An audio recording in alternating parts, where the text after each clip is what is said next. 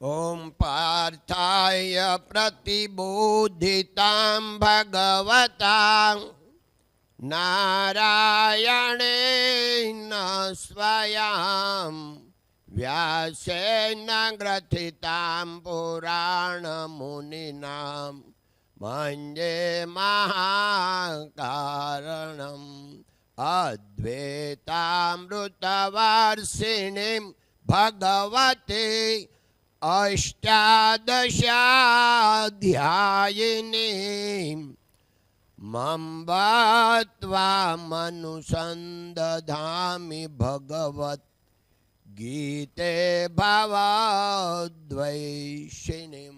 કૃષ્ણ કનૈયા લાલ કી જય. ધન્યવાદ. ભગવાનની કૃપાથી આજે આપણા જ સુરતની ગાંધી એન્જિનિયરિંગ કોલેજમાં આવવાનો લાભ મળ્યો અને એ પણ આજ સુધી કોઈ દે નથી મળ્યો એવો લાભ મળ્યો. કારણ કે આજ સુધી બહુ બધા લેક્ચર કર્યા, સેમિનાર કરી, વાતો કરી, પણ ક્યાંય પ્રોફેસરને કે પ્રિન્સિપાલની આરે વાતો નથી કરી. વિદ્યાર્થીઓની સાથે બેઠા હોય એ વાત જુદી, કાં સ્પેશિયલ ટીચરોનો પ્રોગ્રામ રાખ્યો હોય એવું, પણ સ્પેશિયલ પ્રોફેસરો હોય એવું આજે પહેલી વાર છે. એટલે હું બહુ ભાગ્યશાળી છું કે તમારી સાથે આજે આ વાર્તાલાપ કરવાનો લાભ મળી રહ્યો છે. આપણે બધા જાણીએ છીએ ને, તમારો હું અત્યારે જે બોલી રહ્યો છું એ જ તમારો ધંધો છે, બોલવાનો. આખો દી એ જ કામ કરવાનું, બધાને સમજાવ્યા કરવાના. સમજતા નથી એટલે થોડુંક ટેન્શન આવે, આવું બધું થાય. ખૂબ આનંદ મિત્રો. હું દ્રઢપણે મારી એવી માન્યતા છે કે આ સૃષ્ટિમાં કરતું, અકર્તું અને અન્યથા કરતું ઈશ્વર છે. ઈશ્વર એટલે કોઈ અદૃશ્ય શક્તિ છે જેને આપણે નીતિ કહીએ છીએ, અને નીતિને હિસાબે જ આ દુનિયામાં બધા મળે છે અને જુદા પડે છે. આજે આપણે મળ્યા એ કામ કોનું છે? નીતિનું. એણે નક્કી કર્યું છે અને આપણે મળ્યા છીએ. નકર તમારો ક્યાં જન્મ, કયું ગામ, અને અમારું ક્યાં ગામ, કયો જન્મ, ક્યારેય મળવાના ચાન્સ ન હોય. પણ યોજના ત્યાંથી બધી થાય. તમે બધા એવા છો ને, ભલે અહીંયા ભેગા રહ્યા, પણ ક્યાં ક્યાં જુદા જુદા જુદા, કાંઈ લેવા દેવા ન હોય. કોઈ દિવસ કલ્પનાય ન કરી હોય. એને ગામનું નામ ન સાંભળ્યું હોય એવા ગામના એ ભાઈ હોય તોય આપણા હૃદયસ્થ થઈ જાય, બેન હોય તો હૃદયસ્થ થઈ જાય. કેમ? નીતિનું કામ છે. એટલે એ ઈશ્વરની યોજના મુજબ, નીતિનું નામ આપણે ઈશ્વર આપીએ, એની યોજના મુજબ આપણે આજે મળ્યા છીએ. અમારી કાઠિયાવાડી ભાષામાં કહીએ ને તો કૂવામાં હોય ને તો હવાડામાં આવે. એટલે અહીંયાથી આ સંજય સાહેબ ને ઓલા બીજા ભાઈ ફોન આવ્યો તો શું નામ, દર્શકભાઈ, કે આપણે અહીંયા વિદ્યાર્થીઓનો સેમિનાર કાકાનો કરવો છે. ને એ તો મારો સબ્જેક્ટ છે, કારણ કે હજારો સેમિનાર વિદ્યાર્થી સાથે મેં કર્યા છે, એટલે એમાં બહુ ફાવટ આવી ગઈ છે, મને બહુ ગમે છે. પણ એણે એમ કીધું કે આપણી ગાંધી એન્જિનિયરિંગ કોલેજ છે ને એ સરકારી છે. એટલે મેં એને કીધું કે જો સરકારમાં શું છે, બધા કમ્ફર્ટ ઝોનમાં હોય, એને કોઈ કાઢી મૂકે નહીં, કોઈ કાંઈ કહી શકે નહીં. એટલે એ કેવા પહેલાં ભણાવે છે કે નહીં, કારણ કે સરકારી છે એટલે સરકારમાં તો આવું જ હાલે ને. પણ અહીંયા આવ્યા પછી મને જાણવા મળ્યું કે આ કોલેજ સરકારી છે, પણ આમાં કામ કરવાવાળા સરકારી મગજના માણસો નથી. એ મને સંજય સાહેબે વાત કરી. કે આમાં 24 તો PhD છે. માનસ આપે ભાઈ. એટલે તમને આમ તો બધાને ખબર છે, એટલે કંઈ કહેવાની જરૂર નથી કે આઈ એમ સ્ટડી ઓનલી 7 અને આઈ હેવ સર્ટિફિકેટ ઓનલી 6. તો આજે ભગવાનની દયાથી IIMમાં હું લગભગ છેલ્લા 12-13 વર્ષથી દર વર્ષે લેક્ચર આપવા જાઉં છું. અને પહેલી વાર 2013માં ગયો હતો ત્યારે મને 45 મિનિટ આપી હતી. પછી વાતોનો એટલો વિદ્યાર્થીઓને આનંદ આવ્યો તો બધા ઊભા થઈ ગયા 45 મિનિટે કે હજી બીજી 45 મિનિટ આપો. પછી 30 મિનિટ આપી હતી. પણ તમને જાણીને આનંદ થશે કે અત્યારે પહેલેથી જ 1.5 કલાક આપે છે. એટલે હવે હું 1.5 કલાક જ ત્યાં વાર્તાલાપ કરું છું. તમારે બધાને પીરિયડ 45 મિનિટ ના હોય કે આમાં કોલેજમાં વધારે હોય સાહેબ? કલાક હોય. હા, એટલે મારો ત્યાં ક્લાસ 1.5 કલાકનો હોય છે. ખૂબ આનંદ. આમાં તમારી હારે તમને કાંઈ નથી આવડતું ને તમને કાંઈ ભાન નથી એટલે હવે તમને સમજાવવા આવી જ કોઈ વાત છે નહીં. તમને બધાને મારી કરતાં 3 ટાઈમ 10 ટાઈમ 50 ટાઈમ જ્ઞાન છે તમારી પાસે. એટલે આપણે વાર્તાલાપ કરવાનો છે, વલોણું કરવાનું છે. અને વલોણું આપણે દેહમાં હોય એને વધારે ખબર પડે. સૌરાષ્ટ્રમાંથી આવ્યા હોય, ગામડેથી આવ્યા હોય કે વલોણું એટલે સાસ ફેરવવાની હોય અને એ વલોણું કરે પછી એમાંથી માખણ નીકળે.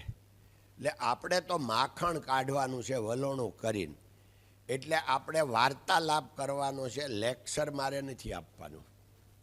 એટલે વાર્તાલાપ એ કરવાનો છે કે ભગવાને આપણને આ દુનિયામાં મોકલ્યા તો એનો સંતોષ છે, સેટિસ્ફેક્શન છે કે હજી કંઈક અભાવ છે અને આમ કંઈક ઘટે છે એવું લાગે છે. તો if you want progress you go out of comfort zone. આપણે જો પ્રોગ્રેસ કરવો હોય તો પહેલાં કમ્ફર્ટ ઝોનની બહાર નીકળવું પડે.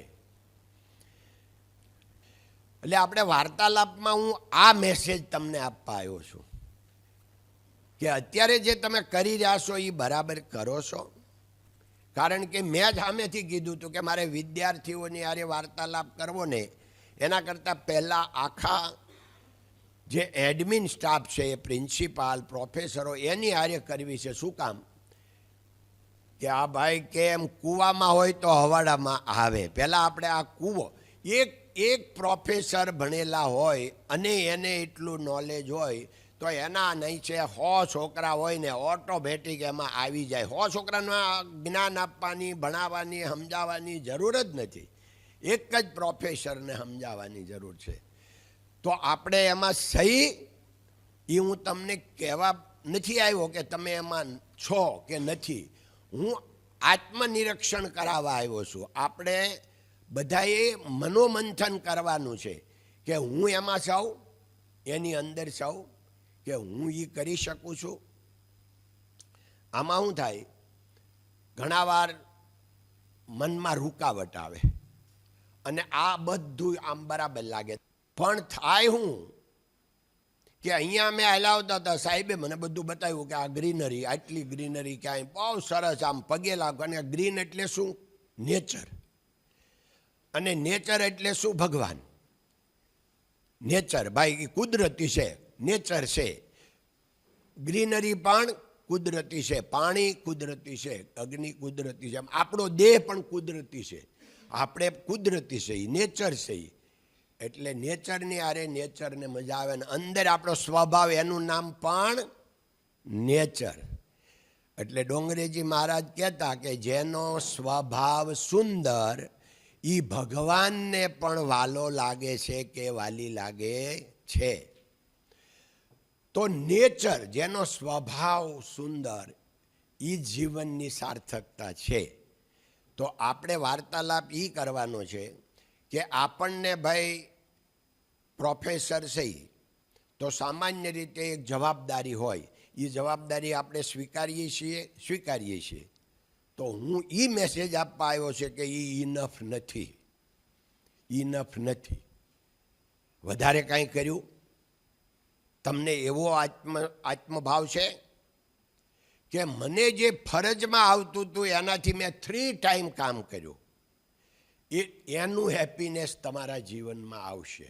હેપીનેસ ઓલા પગાર આવી જાય તમારો 1 લાખ 2 લાખ 5 લાખ, અને તમે ભણાવવાના હોય ને 1 કલાકનો પીરિયડ લઈ આવ્યા ને વાર્તા પૂરી થઈ ગઈ, એ તો ફરજ બજાવી. પણ વધારે શું કર્યું?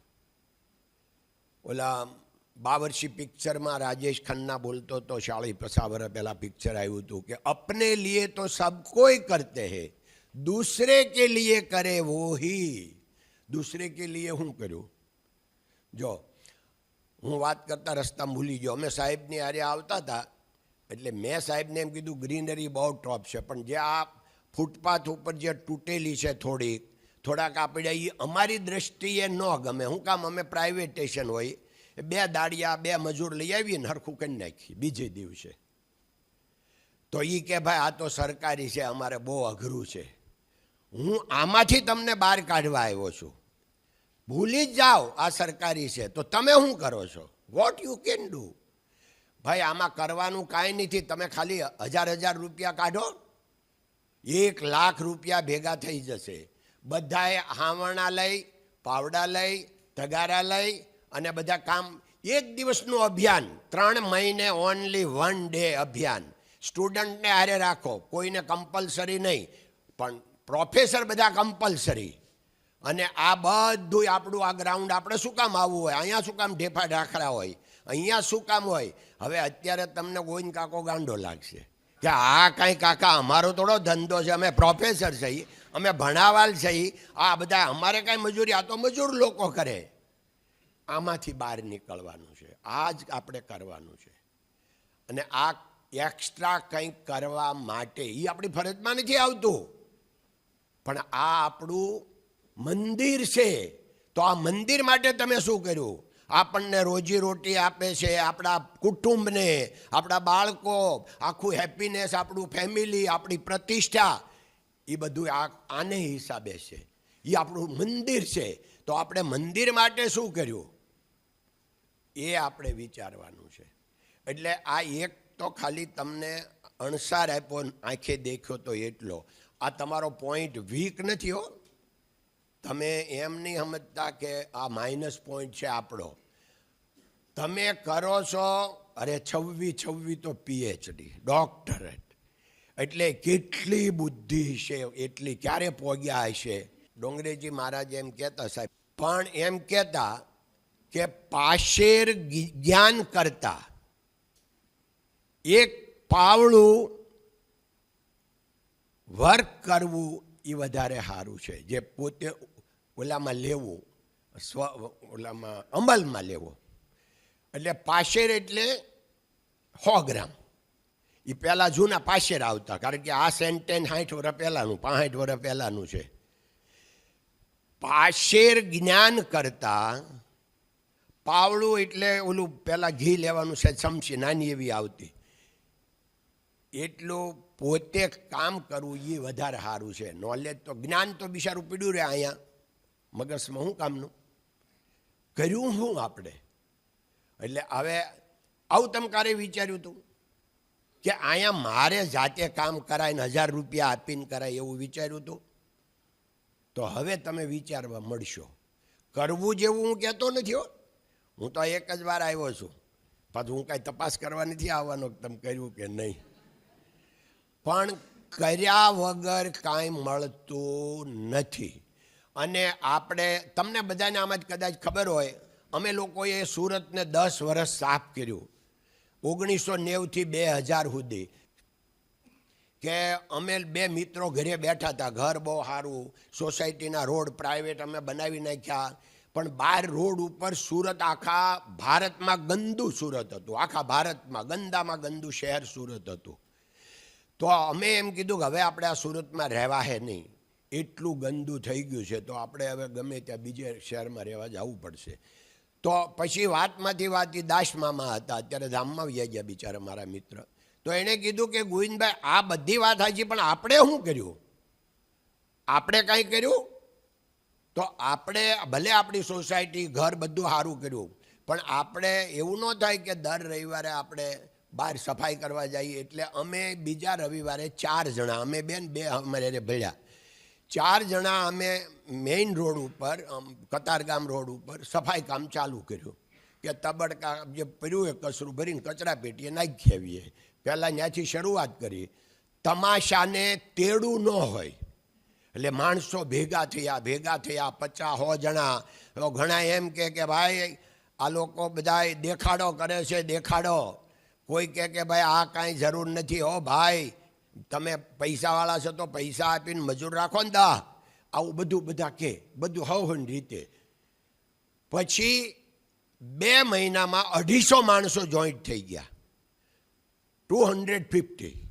અને અમે એની સંસ્થા બનાવી, એનું નામ રાખ્યું વેલકમ ક્લિયરિટી ક્લબ. હવે 10 વર્ષ અમે બનાવ્યું, એમાં આવી ગયા SR રાવ સાહેબ. અમે એમ કહીએ છીએ અમારા તપથી આવ્યા, ભગવાને મોકલ્યા કે આ લોકોએ. તો એના હિસાબે સુરત ક્લીન અને ગ્રીન થયું, અને આજે આખા ઇન્ડિયામાં નંબર 1 ક્લીનમાં આવ્યો. કેમ? ડિપેન્ડ ઓફ ધ રાવ સાહેબ. રાવ સાહેબ એટલે સુરતના ભગવાન SR રાવ. તો હવે વાત મારે જે તમને પહોંચાડવાની હતી એ બધી પૂરી થઈ ગઈ. હવે આપણે વાર્તાલાપ કરવાનો છે.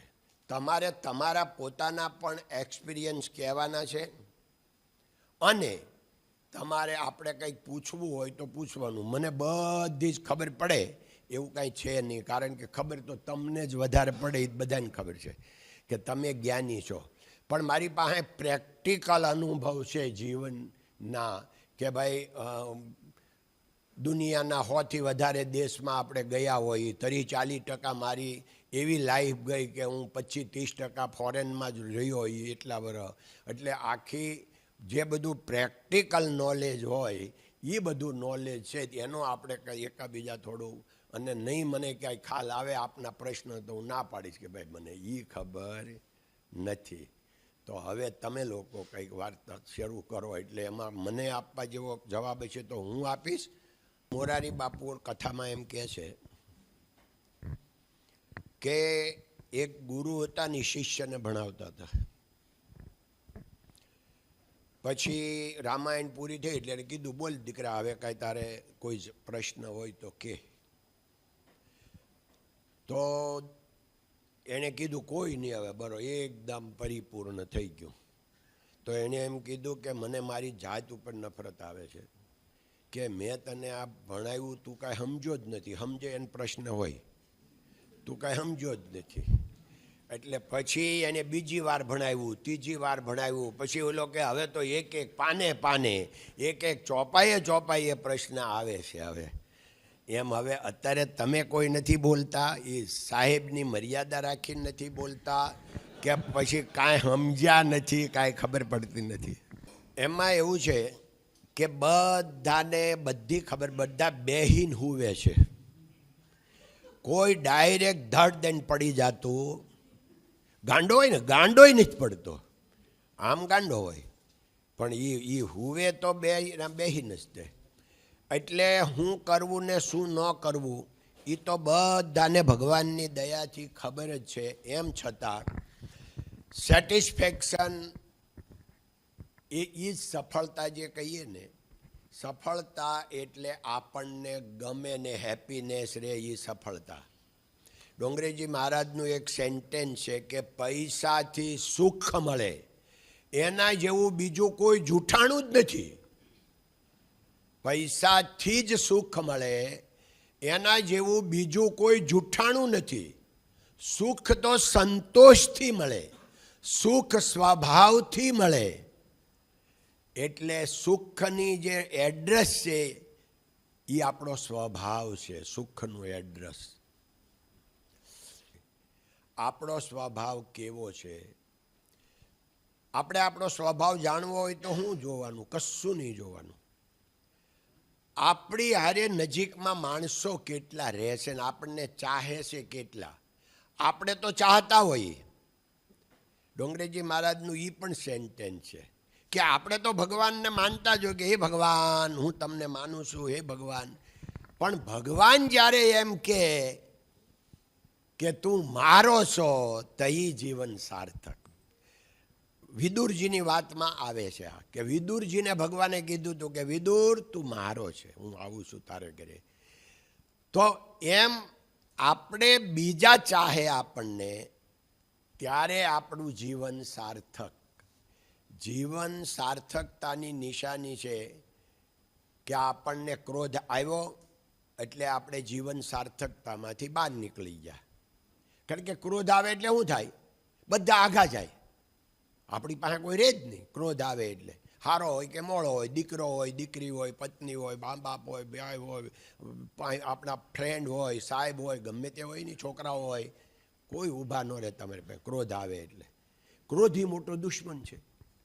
ભગવાનને ગીતામાં કીધું છો, તમને જ ખબર જ હોય નીલા, કે કામ, ક્રોધ અને લોભ આ ત્રણ આત્માની દુર્ગતિ કરવાવાળા નરકના દ્વાર છે.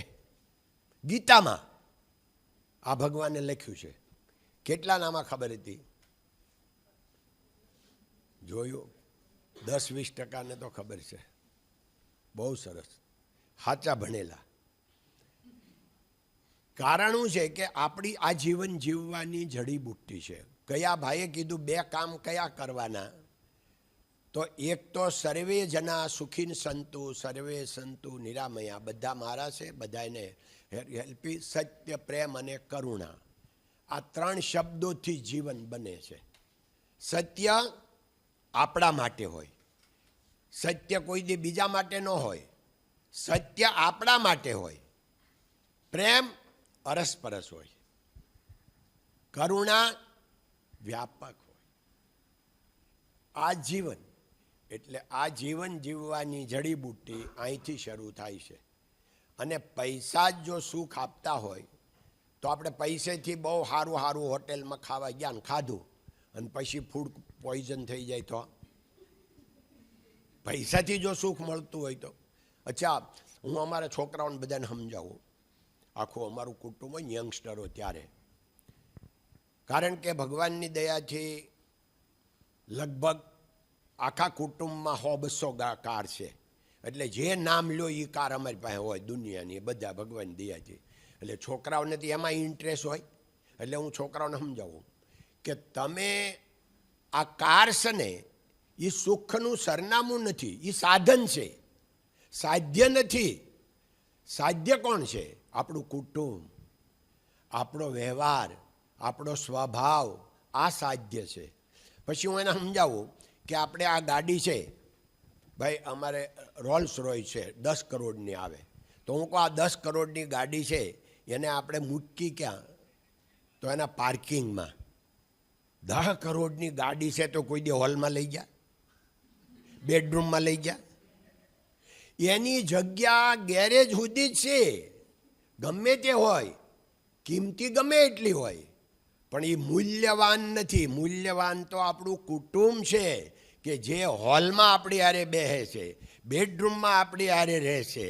આ મૂલ્ય છે. બસ આટલું સમજાય એટલે સુખનું સરનામું. આપણને એમ થાય કે ફર્સ્ટ ક્લાસ ઓફિસર થઈ ગયા, IAS IPS એટલે બહુ સુખી થઈ ગયા ને બહુ હેપીનેસ થઈ ગયા. આપણને એવું લાગે. બીજાને એમ લાગે પ્રોફેસર થઈ ગયા એટલે બસ હવે એનો બેડો પાર. આવું છે નથી. શું કામ? કે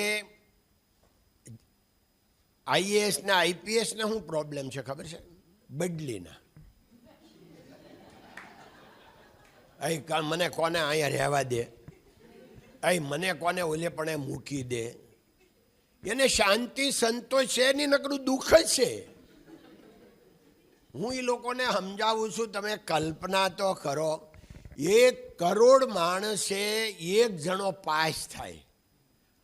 વરમાં 1 કરોડમાં 1 જણો આઈએએસ થાય, અને આઈએએસ થયા પછી તમને પાછો સુખ નથી, સંતોષ નથી. ડોંગરેજી મહારાજનું એક સેન્ટેન્સ છે, પ્રાપ્ત સ્થિતિમાં સંતોષ એનું નામ ભક્તિ. ભક્તિનું રૂપ કયું?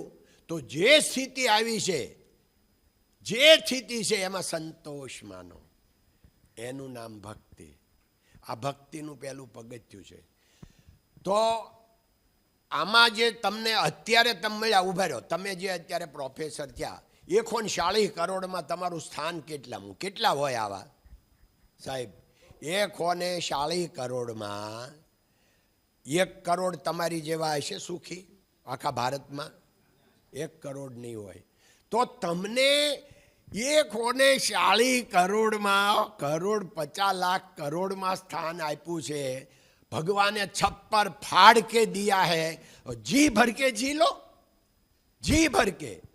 અને you do work A day 14 hours. કેટલા કલાક કામ કરો છો? કરીએ છીએ એમ નહીં, રોજ કેટલા કલાક કામ કરો છો? 14 hours એ ડે. 14 કલાક કરો છો?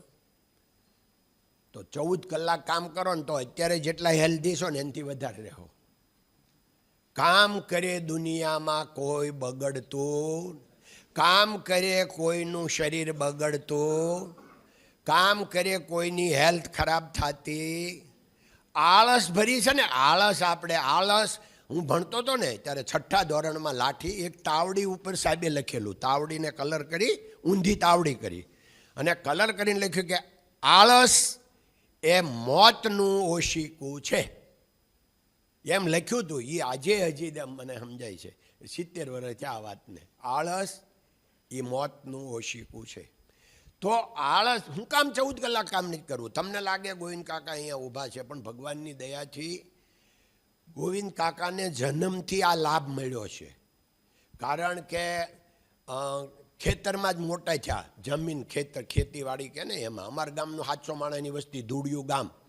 એટલે અમે પથ્થર, સિમેન્ટ કે નળિયા, વિલાયતી તો ભાડ્યા જ નહોતા, એટલું આખું ગામ.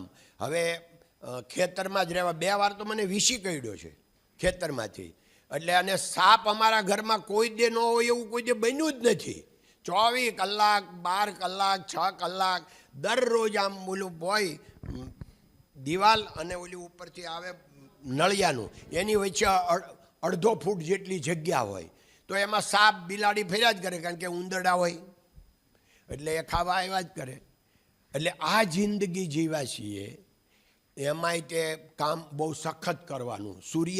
સૂર્યોદય પહેલાં ખેતરમાં જવાનું, સૂર્યાસ્ત પછી આવવાનું. તો 14 કલાક અહીંયા આવ્યા. તો હું આવ્યો ને 60 વર્ષ પૂરા થયા. લાસ્ટ 2 એપ્રિલે સુરતમાં હું આવ્યો એને 60 years ઓવર. તો જ્યારે હું આવ્યો ત્યારે હીરા ઘસવાના ખાલી 200 જ કારીગર હતા. તઈ હું હતો. આજે 10 લાખ, 200માંથી એક હું હતો ત્યારે. અને સુરતની વસ્તી 3.25 લાખની, 2,75,000ની, આજે 82 લાખ. તો આ સાક્ષી આખા સુરતનું વધ્યો એનું શું અને આનું શું. તો મારું એમ કહેવાનું છે કે જે સુખનું સરનામું છે ને એ મહેનત છે. કેમ કે મેં 6 વર્ષ હીરા ગયા કારખાનામાં, 64 થી 70. તો પહેલો પગાર મારો 103 ને છેલ્લો 600 રૂપિયાનો હતો. પણ એ ટાઈમે 14 કલાક કામ કરવાનું. હું એકલો નહીં, આખા સુરતમાં હીરાવાળા બધા. સવારે 6 વાગ્યે કારખાનું ચાલુ થાય, સાંજે 8 વાગ્યે બંધ થાય. અને 14 કલાક કામ કર્યું. એટલે એ હેબિટ હતી. કારખાનું ચાલુ કર્યું તોય 14 કલાક, 15 કલાક, 5-10 વર્ષ મહેનત કરીને એટલું સરસ જમાવટ કરી દીધી. આજે પણ હજી 10 કલાક અમે કામ કરીએ છીએ. શું કામ? કે એ પેલી હેબિટ. એટલે મારા હૃદયમાંથી નીકળેલું એક સેન્ટેન્સ છે જે અમારી કંપનીનું મેઇન સેન્ટેન્સ ગણાય છે. Problem is progress. If you want progress you go out of comfort zone. Comfort ઝોનની બહાર અને પ્રોબ્લેમ, એ બે એક જ વાત થાય છે. એટલે કહેવાનું એ છે કે તમારું હેપીનેસ તમે જોજો. 14 કલાક પહેલાં કામ કરવાનું ચાલુ કરી દો. હવે કદાચ 2 કલાક ગોવિંદ કાકા બાદ કરી દેશે, 12 કલાક રાખો. તો 12 કલાક તો કરો.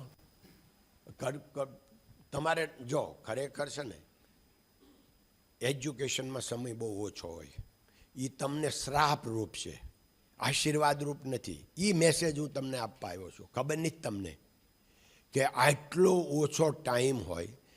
એક તો 6 દિવસ હાલે કોલેજ કે 5 દિવસ? 6 દિવસ. અને કેટલો ટાઈમ આવવાનું પ્રોફેસરોને? 8 કલાક. તો વળી તો સારું, માસ્તર કરતાં તમારે શ્રાપ ઓછો છે. ટીચરોને 5-6 કલાક જ હોય, 5-5.5 કલાક. સારું સારું. તો અને રજા હોય ને એવું કાં ખોદી કાઢો કે રજા એટલે મારો ગમતો સબ્જેક્ટ. હું ગમતા સબ્જેક્ટમાં હજારો આવે. હું આજે કંઈક વેચવા જઈશ, સ્કિલ ઊભી કરીશ, બાળકોને ભેગા કરીને ફુગા રમાડીશ, બીજી સ્કિલ ઊભી કરીશ. ભાઈ હું હુખડી વેચવા જઈશ, મીઠાઈ વેચવા જઈશ. આમાં જો તમે વેચવા મળો ને તો તમારું ખરેખર કાંઈક બગડવાનું નથી, કાંઈક વધવાનું છે. કાંઈ જાય પહેલાં શરૂ જ કરવાનું છે બધું. કોઈ આ ઈશ્વરની યોજના છે, બધું એ જ કરશે.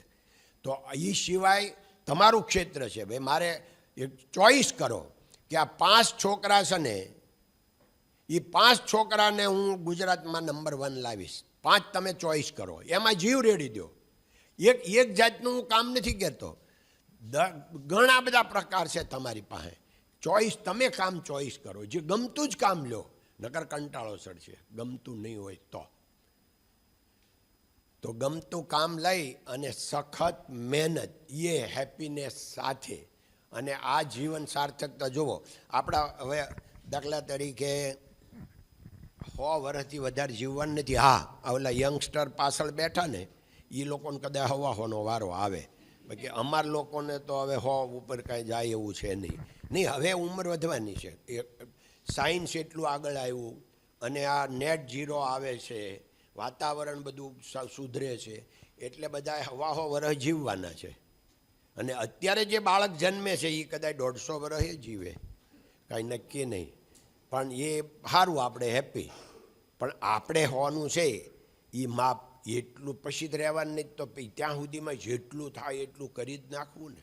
પણ તમને જાણીને આનંદ થશે કે અમારી કંપનીનું સેન્ટેન્સનો અમલ થાય છે. ડોંગરેજી મહારાજે આપ્યું છે કે સંપત્તિ અને સંતતિ એ પ્રારબ્ધ અનુસાર મળે છે. એને માટે પ્રયત્ન કરવાની જરૂર છે, પાપ કરવાની જરૂર નથી. એટલે આ સિદ્ધાંત ઉપર આખી કંપની ચાલે છે કે સંપત્તિ અને સંતતિ એટલે જનરેશન, એ બધું ભગવાનની કૃપાથી પ્રારબ્ધ મુજબ મળે છે. અને પ્રારબ્ધ અને પુરુષાર્થ એ રથના 2 પૈડા છે. આપણો જીવન રથના 2 હાલવા જોઈએ. પ્રારબ્ધ હાલવું જોઈએ, પુરુષાર્થ હાલવો જોઈએ. 2માંથી એક કરો. પ્રારબ્ધમાં ન હોય ને પુરુષાર્થ કરો તો પાછું ગાડું ન્યાનું ન્યા રથ ફરે, આગળ જાય. અને પ્રારબ્ધમાં હોય પણ જો પુરુષાર્થ ન કરીએ તોય પાછું ન્યાનું ન્યા ફરે. 2 હાલવા જોઈએ. ગુજરાતીમાં એક દુહો છે, ઉંદર કાપે કરંડિયો, સાપ ઉંદરને ખાય, ઉદ્યોગે અવળું પડે, હરી કરે તે થાય. આનો અર્થ એવો છે કે ઉંદર હોય ને ઘરમાં, એ કરંડિયો કાપે એટલે એને ફ્રૂટ મળે. દરરોજ ઘરે ઘરે જાય અને ફ્રૂટ ખાય. હવે એક દી વાદીને ઘરે ગયો અને કરંડિયો કાપ્યો, અંદર એનો કાળ સાપ બેઠો તો ખાઈ ગયો. હવે એની મહેનત તો કરી. ઉંદરડાએ ભાઈ મહેનતમાં કાંઈ ખામી રાખી? મહેનત તો કરી. એમ આપણે પુરુષાર્થ ગમે એટલો કરીએ પણ સાથે પુરુષાર્થ પ્રારબ્ધ પણ ચાલવું. પણ આમાં બહુ સાચી વાત એ છે કે પ્રારબ્ધથી પુરુષાર્થ નથી બનતો. પણ પ્રારબ્ધ એટલે શું? પુરુષાર્થનું ફળ. તો આજે જો આપણે પુરુષાર્થ કરીશું, આજને આજ ફળ નહીં મળે, પછી મળશે. પણ પુરુષાર્થ કરવો એટલે ભગવાન શ્રી કૃષ્ણે ગીતામાં આ કર્મને કર્મયોગનો દરજ્જો આપ્યો છે. દુનિયાની કોઈ ધર્મે, કોઈ બુકે કર્મયોગનો દરજ્જો નથી આપ્યો. એકલું ગીતાએ ભગવાન શ્રી કૃષ્ણે આપણે કર્મ કરીએ એને કર્મયોગનો દરજ્જો આપ્યો છે. એટલે આપણે કર્મયોગ એટલે શું? મનુષ્ય યત્ન, ઈશ્વર કૃપા. આપણે યત્ન કરવાનો, આપણે કર્મ કરવાનું, ફળની આશા રાખવાની નહીં. એને કર્મયોગ, આઘું કાંઈ છે જ નહીં. કામ કરે જા. અને બધા આજ તમે આટલા પુસ્તકો વાંચ્યા છે, વાત બધામાં એકની એક જ આવશે. હા, એમ્પ્લોયનું તો એમાં એવું છે કે સ્વભાવ, વાત તો આખી દુનિયા ચાલે સ્વભાવથી. તો આપણે આટલું કામ છે, 7,000 લોકો કામ કરે છે, પણ તમને જાણીને આનંદ થશે કે મેં 40 વર્ષથી ક્રોધ કર્યો નથી. કારણ કે હમણાં ડોંગરેજી મહારાજનો જ આ પ્રભાવ છે. ક્રોધ વિશે હું 20-25 મિનિટનો આખો એક સેમિનાર કરું છું, પછી કોઈ દે કોઈને ક્રોધ ન આવે. કારણ કે ડોંગરેજ મહારાજ એમ કહેતા કે જે પાળે નહીં એને બોલવાનો અધિકાર નથી. હું પાળીને કહું છું એટલે લોકોને મનમાં બેહે છે. પણ હવે અત્યારે ટાઈમ નથી એટલે એ નહીં થાય, પણ ઓનલાઈન ક્યાંક હશે, તમે સાંભળી લેજો. એટલે બીજી વાત, અમારે લગ્નને 53 વર્ષ થયા, અમે પતિ પત્ની એક પણ વખત ઝઘડ્યા નથી 53 વર્ષમાં. આ બધી જીવન સાર્થકતાની નિશાની છે. કેમ કે મારા તમને એમ થાય કે તમારો વાઈફ બહુ બ્રિલિયન્ટ હશે, આમ હશે, છે બ્રિલિયન્ટ, પણ કુટુંબને એક સાથે રાખવામાં પણ સ્વભાવ એવો છે. કારણ કે ઝઘડો કોણ કરે? કોણ કરે ઝઘડો? સાહેબ, ઝઘડો કોણ કરે? સ્વભાવ. ઝઘડો સ્વભાવ જ કરે. મારો કે તમારો કોઈ પણનો સ્વભાવ જ ઝઘડો કરે. કે હાથ થોડો ઝઘડો કરે, પગ થોડો ઝઘડો કરે.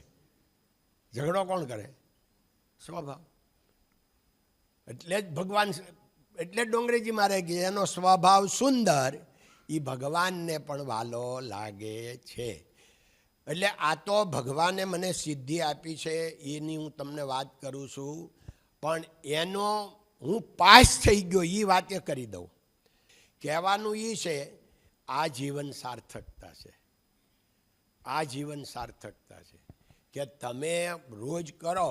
હા, 27 વર્ષનો ઉંમરમાં ડોંગરેજ મહારાજની કથામાં સાંભળ્યું કે બધી તૈયારી કરે યાત્રા કરવા જાવી હોય તો, પણ છેલ્લી યાત્રાની કોઈ તૈયારી કરતું નથી. નહીં ભાઈ, તરણા આડો ડુંગર કહીને, આખો ડુંગર ખાલી નાનું એવું તરણું નજીક હોય એટલે ન દેખાય, બરાબર?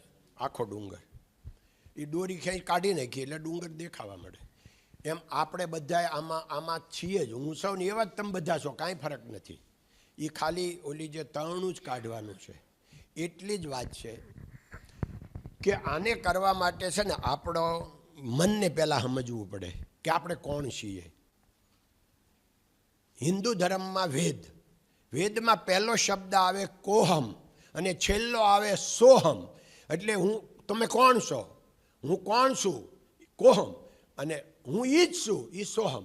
એટલે આ બધું એક જ છે.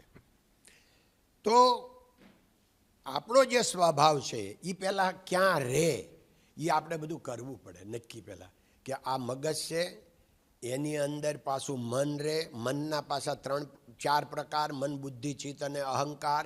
એ કેવી રીતે કહેવાય? સ્વભાવ શું કહેવાય? અને એ રહે ક્યાં? અને એ કોણે બનાવ્યો? શું કામ બનાવ્યો? કેવી રીતે બન્યો?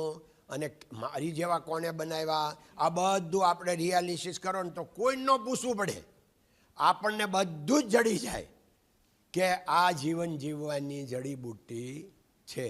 તો હવે તમે વિચાર કરો કે આપણો સ્વભાવ બને છે ને, સ્વભાવથી જ માણસ જીવે. સુખ અને સુખ સ્વભાવમાં છે. એટલે સ્વભાવ બને પહેલાં આપણે જાણીએ આપણો સ્વભાવ ક્યાં રહે, શું કરે. કારણ શું છે કે 2-5 કરોડ સેલથી આપણું મગજ બને, અને મગજમાં સ્વભાવ ને મન, બુદ્ધિ, ચિત્ત બધું એમાં જ રહે. હવે આપણે શાંતિ ક્યારે મળે? એટલું જ વિચારથી, આપણા વિચારથી. આપણે યારે કોઈક વાત કરતું હોય અને જરાક આડી વાત કરે ને ગમે તે, તો આપણે શું કહેવાનું ખબર? એની દાજ નહીં કરવાની, એની પર દયા ખાવાની. બિચારાને એને ભગવાને એક સેલ આડો ગોઠવો હોય છે, તો એ આડું જ બોલે ને એમાં બિચારો એ શું કરે એમ. અને કોઈક ઊંધી વાત કરે ને તો આપણે એમ કહેવાનું બિચારીને એક સેલ ઊંધો ગોઠવી દીધો હોય છે ભગવાને. તો એમાં એને એટલે દયા ખાવાની, એની દાજ નહીં કરવાની એમ. એટલે આપણને તો સુખ મળે ને એનું જે થવું હોય થાય. આપણા સુખનું સરનામું આ. ડોંગરીજી મહારાજ એની દેશી ભાષામાં કહેતા કે આ દુનિયાને સુધારવાની ભાંગજડમાં પડશો નહીં. તમે સુધરી જાવ ને એટલે આખી દુનિયા સુધરેલી જ છે. નંબર 1. બીજા નંબરમાં અમારે સોફ્ટવેરની કંપની છે. સોફ્ટવેરમાં 100 છોકરાઓનો ઇન્ટરવ્યૂ લે ને ત્યારે 1 હાલે છે. તો 99 છોકરા કાંઈ ડેટ ને બધાય 10, 20, 25, 50 હાલે આપણે સમજી જઈએ, પણ 99 હાલે. આપણી સિસ્ટમ ખોટી છે. કારણ કે સોફ્ટવેરમાં એવરી 6 મંથ પર યર્સ એની બધી લેંગ્વેજો બદલતી જતી હોય, અને ઓલાનો સિલેબસ 4 વર્ષનો સિલેબસ, તો એ તો 5 વર્ષ પહેલાંનું ભણાવે, ઓલું 5મું તો વર્ઝન અહીં આવી ગયું હોય. એટલે બિચારા કાંઈ બનતા નથી. સિસ્ટમ એમ આપની જે છે ને વ્યથા એને કાઢી નાખો, એને માણસ બનાવો, બધું બની જાય. અમારી સ્કૂલ આજે છે ગોધાણી સ્કૂલ, નાની એવી છે, 2000 જ છોકરાઓ છે. એટલે તમને જાણીને આનંદ થશે કે અમે સ્કિલથી આગળ આવ્યા. અમારી પાસે એજ્યુકેશન નહોતું, એટલે અમને સ્કિલ ઉપર વિશ્વાસ વધારે. એટલે સ્કિલ એટલે તમારું કાંઈ આ ખોટું છે એમ નથી કહેતો ભાઈ, કારણ કે આ દુનિયામાં બધું ભણેલા જ કરે છે, અને વિનાશ ભણેલા જ કરે છે. બોમ્બ કોણ બનાવે, મિસાઇલ કોણ બનાવે, ભણેલા. કાંઈ ખેડૂત કાંઈ ન બનાવે એને ગામમાં બેઠો. એટલે અમે સ્કિલ યુનિવર્સિટી બનાવીએ છીએ ઉભરાટ 250 એકરમાં. એટલે એ પછી હજી તો એનું પ્લાનિંગમાં છે. અને ગીતાજીના સિદ્ધાંત ઉપર, ઓનલી ગીતાજીનો સિદ્ધાંત અને સ્કિલ યુનિવર્સિટી. સ્કિલમાં તમે પોતે શું કરી શકો, વાતો કરો મને. અને તમને પણ મારી પ્રાર્થના છે કે જો થઈ શકે તો સિલેબસને એક બાજુ મૂકી દેવાનો. એને જે કહેવું હોય એ કે, જે કરવું હોય એ કરે. તમે છોકરાને પ્રેક્ટિકલ એટલું બધું નોલેજ આપો, એટલું બધું કામ કરાવો, એટલું બધું કરો, અને એને પ્રેક્ટિકલમાં હોય એને બધો સપોર્ટ પૂરો પાડો. અને સપોર્ટ પૂરો પાડવામાં ખર્ચો થાય. ખર્ચો ન હોય તો ભગવાને તમને ઘણો પગાર આપ્યો છે, એમાં 10% આપો તો કાંઈ ખોટું નથી. બાળકો માટે, તમારા બાળકો માટે તમે 10% ન થાય એટલામાં તો અમારી જેવા કેટલા બધી NGO છે એને કહેજો કે ભાઈ આ અમારે આ એટલો ખર્ચો થાય છે 12 મહિને ₹1 કરોડ, એ અમારે ભેગો કરવો છે. આ છોકરાએ એક્સ્ટ્રા સ્કિલ આટલી બધી ઊભી કરી છે, એ સ્કિલ કરશે ને તો જ કાંક કરશે. એટલે તમે એને સ્કિલવાન બનાવો. એને તમે ખાલી ઓલું જ નગસમાં થિયરિકલ પ્રેક્ટિકલ બહુ મહત્ત્વનું, થિયરિકલ નાખ્યા કરશો પણ એ કામ કરવા જાય ને ત્યારે એ ઓલું થઈ જાય. કામ, સ્કિલ, પ્રેક્ટિકલ એ જ એના જીવનમાં કાયમ આવશે. કર્યા વગર કાંઈ મળતું નથી. ખૂબ આનંદ છો. અને આજે ભગવાનની દયાથી આપણે જે વાર્તાલાપ કર્યો એમાં કદાચ કોઈ બહુ સારી વસ્તુ તમને લાગી ગઈ હોય, અને આજથી તમારા જીવનમાં કોઈ બદલાવ આવવાનો હોય કે આવ્યો હોય, તો એ મેં એમાં કાંઈ નથી કર્યું. ઈશ્વરની યોજના મેં તમને પહેલાં જ કરી છે. તમારા માટે જ આ ભગવાને યોજના કરી છે. કાંઈ બધાના જીવનમાં બદલાવ આવવાનો નથી. એટલે જે 1, 2, 5, 10, 20 જેને પણ આવવાનો હોય તો એને ભગવાને તમારા માટે આયોજન કર્યું છે, અને બદલાવ ભગવાન લાવવાનો કરે છે. અને કોઈ અવિવેક થઈ ગયો હોય, તમને કાંઈ અજુગતું કહેવાય ગયું, એના માટે ક્ષમા યાચના. અને વળી પાછા ભગવાન કોઈ યોજના કરશે, નીતિ નક્કી કરશે તો આપણે ફરીથી મળશું. ખૂબ આનંદ.